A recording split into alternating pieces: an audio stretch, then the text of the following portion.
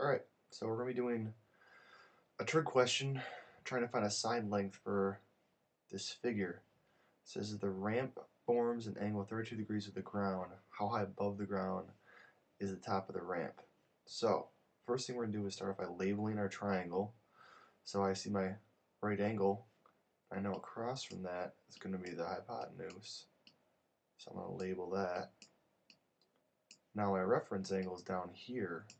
So across from that, the opposite side is going to be the wall. And in our question, since we're trying to find how high above the ground it is, this is going to be our x in our question. Now the next thing we're going to do is mark the adjacent side, which is the one remaining. So that side's in the bottom. Now that one really doesn't have a measurement. So when we pick which ratio we're going to use, we're not going to pick the one with adjacent. Now we got three options. We can use sine, cosine, or tangent.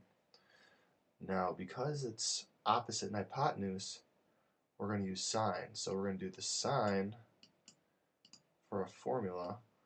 The sine next to our sine is going to go to the measurement. So we're putting 32 degrees on the left side. And then on the other side, we got the opposite, which is x, over 30, and that's because our hypotenuse is 30 feet.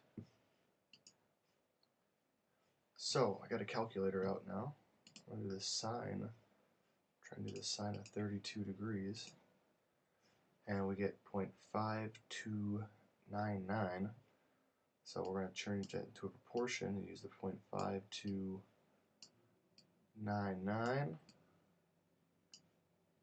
Put that over 1 to make it a proportion. We got x over 30. Then we'll go ahead and cross multiply.